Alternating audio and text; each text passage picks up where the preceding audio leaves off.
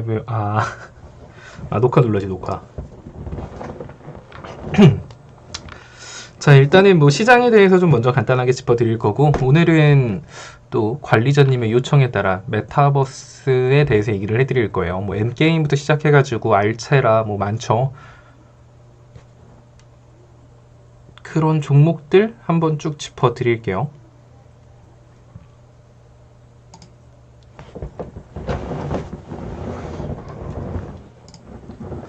오랜만에 생방을 켰으니까요.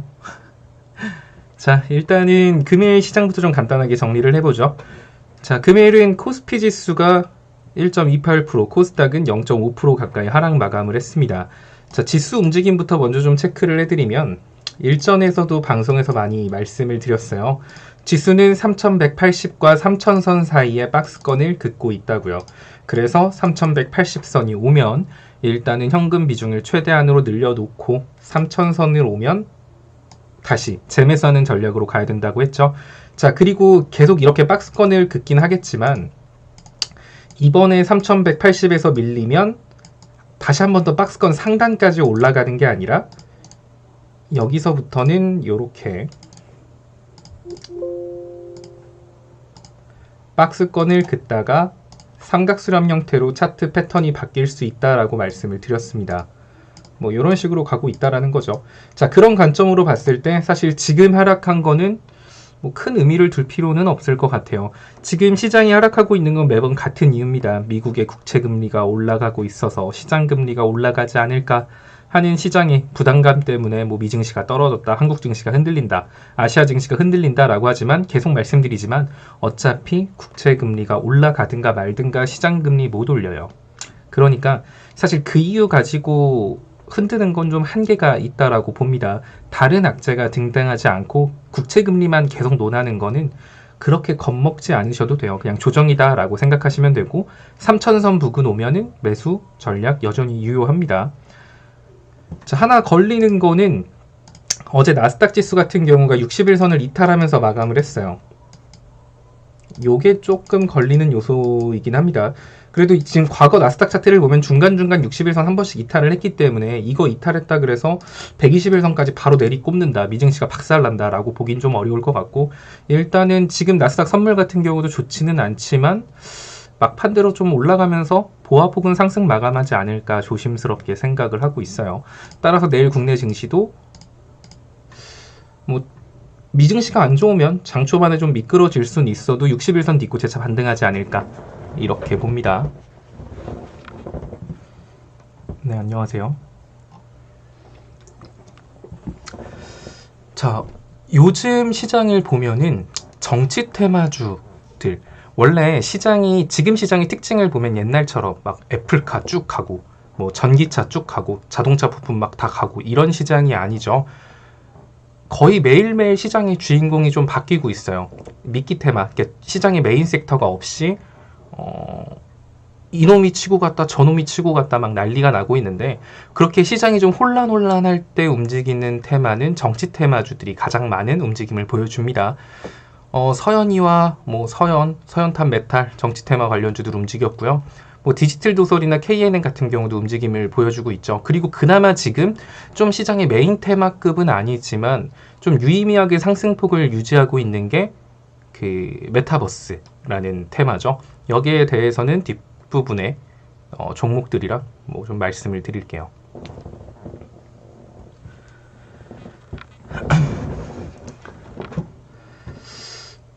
카카오톡 무료 체험방 참여 방법, 영상 하단에 체험방 링크를 눌러주세요. 오픈 채팅방에 입장해주세요. 참여 코드는 1110입니다. 공지사항을 확인하여 갭교육 영상을 시청해주세요.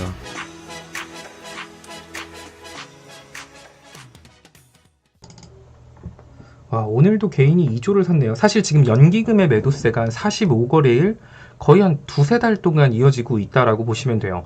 연기금이 아마 제가 생각하기로는 이번에 3000선 깨지고 60일선 만났을 때는 연기금이 아마 매수세를 보여주지 않을까 생각을 하거든요. 자, 여러분들이 좀 주목해서 봐야 될 건, 사실 연기금이 뭐 주식을 엄청나게 잘하는 기관 단체는 아니지만 시장이 빠질 때 항상 그 구원투수로서 그 시장의 그 과대 낙폭을 막아주는 단체이기도 하거든요. 연기금이 지금까지 올라갈 때부터 지금까지 계속 매도세를 일관을 하고 있어요. 아마 연기금이 매수세가 3,000선, 딱 한 2,980선 요 부근에서 까지 시장 밀리는 건 일단 염두는 하셔야 돼요. 여기까지도 밀려도 전혀 이상하지 않아요. 미리 인지를 해두고 계세요. 자, 이 자리가 왔어요. 3,000선 부근이 왔는데 연기금이 매수세를 보여준다? 그러면 사실 그게 크게 걱정을 안 하셔도 됩니다. 지수가 막 빠져요. 불안해 죽겠어. 체스님이 말한 2,980 나왔는데 이거 어떡하냐? 이거 더 밑으로 깨지는 거 아니야? 라는 생각이 들 때 여러분들 그 네이버만 가도 보실 수 있습니다. 매매 동향. 여기서 연기금이 매수세가 붙고 있다라고 하면 그 아래로 깨질 가능성이 굉장히 낮다라는 의미이기 때문에 그때는 공격적으로 더 매수에 임하셔도 돼요. 근데 만약에 2,980, 2,970 이 60일선을 깨는데 연기금이 계속 매도를 하고 있다라고 하면은 그때는 살짝 긴장을 해야 될 것 같아요. 근데 뭐 그런 것들은 제가 방에서 실시간으로 계속 체크해서 남겨드릴 테니까 일단 여러분들이 기억할 거는 그냥 3,000선 오면 겁먹지 않고 매수해도 된다. 뭐 요런 거. 연기금이 어느 정도 지수를 조절한다? 라기보다는 연기금이 냅다 팔고 있어서 그러니까 연기금은 아직까지는 계속 시장의 하락에 더 무게를 두고 있는 모습인 거죠. 근데 아마 그것도 한 2,960 정도 오면은 매수하지 않을까 생각을 하고 있습니다. 여러분들이 이것만 딱 기억하시면 돼요. 시장이 너무 빠져서 불안해. 지금 지수가 2,980이야. 막 간당간당해. 코스피 60일선 넘어갈 것 같아. 그때 연기금이 사고 있다? 그러면 걱정 안 해도 되겠다. 요렇게 생각하시면 될 거예요.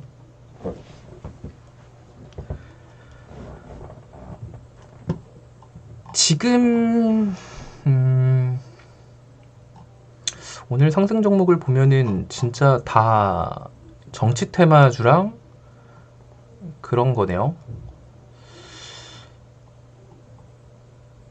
사실 지금 정치 테마주 같은 경우는 제가 말씀드렸지만 이거는 미끼 테마라고 보시는 게 맞거든요. 미끼 테마인 종목은 한번 추세가 무너지면 이제 진짜 막 무시무시하게 빠질 수 있기 때문에 사실 현 시점에서 지금 이제 와서 정치 테마주 들어가는 건 좀 무리가 있어 보이고요. 하지 마요. 그냥 정치 테마는 지금 건드리기에는 좀 위험할 것 같습니다. 지금 건드려도 매력적인 섹터는 일전부터 계속 말씀드린 히토류밖에 없는 것 같아요. 제가 보기에는. 히토류는 좀 크게 부담이 없습니다. 자, 히토류가 올라가는 상황은 시장이 빠졌을 때 올라갈 거예요. 오늘 같은 경우도 티플렉스 14%, 유니온 뭐 8%, 유니온 머티리얼즈도 다 올라갔죠. 히토류 섹터는 제가 어제 되게 길게 방에서 교육을 해드렸어요. 그래서 좀 잡아서 오늘 수익 보신 분들이 좀 많은 것 같은데 이런 식으로 히토류는 지속적인 이슈이기 때문에 아무 때나 매매를 하셔도 돼요. 단 히토류는 절대 올라갈 때 잡으면 안 돼요. 그러니까 3%든 4%든 5%든 히토류가 올라가는 장세에서 섣부르게 추격 매수하면 그대로 윗골이 달고 빠질 가능성이 높기 때문에 히토류를 잡는 시점은 히토류가 당일 빠졌을 때, 예를 들어 내일 히토류가 마이너스 뭐 4%, 5% 빠졌어요. 그럼 그때 히토류 담아도 돼요. 이런 식으로 히토류는 빨간색일 때 잡는 게 아니라 파란색일 때 잡는 겁니다. 그것만 기억하셔도 좋을 듯 해요. 카카오톡 무료 체험방 참여 방법 영상 하단에 체험방 링크를 눌러주세요. 오픈 채팅방에 입장해주세요. 참여 코드는 1110입니다. 공지사항을 확인하여 갭교육 영상을 시청해주세요.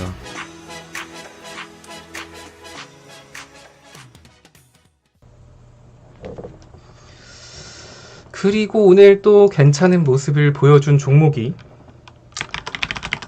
종근당. 종근당 참 질문 많이 왔었지. 이때는 갑자기 치고 10% 치고 와가지고 다들 막 어버버 했잖아요. 근데 오늘은 꽤나 유의미한 자리로 마감을 했습니다. 종근당 같은 경우는 나름 재료가 좀 여러 가지가 있어요. 그리고 회사 재무도 괜찮고 일단은 윗갭 자리가 존재하죠.